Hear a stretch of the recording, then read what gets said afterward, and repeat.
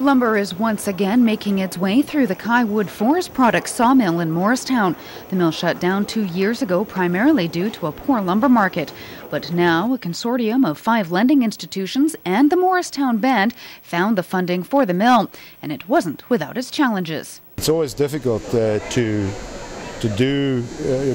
finance projects on reserve, and that's a process that is I guess inherent in the laws and the structure of the country. So it's a very difficult process. It requires a lot of legal input, and so therefore the financing structure is not cheap. But at the end of the day, it's what we needed to get the place up and running. The mill produces finger-jointed studs with blocks supplied by Canfor, which will be shipped to other parts of BC, Alberta, and the United States. The wood is processed through a new piece of equipment that was purchased in order for KYAHWOOD to reopen. Basically, the old system that we had in the mill was very labor-intensive.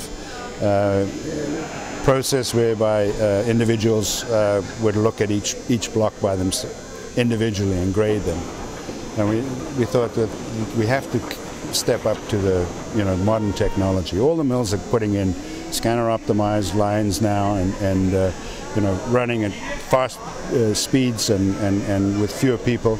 And we're no exception. So. The mill has about 35 employees, all of which come from Morristown.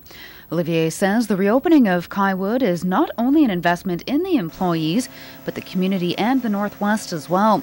A statement echoed by Skeena-Bulkley Valley MP Nathan Cullen. To see 40-odd folks get back to work in the forestry sector, no less, that's been so hard hit over the last number of years, is great. There's a great lesson here for other communities, for other bands, and in the way that folks here put this project together.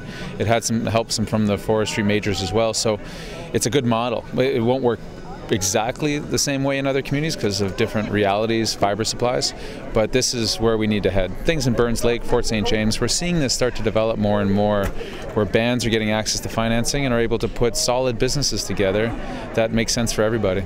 For CFTK TV News in Morristown, I'm Karen Koppitz.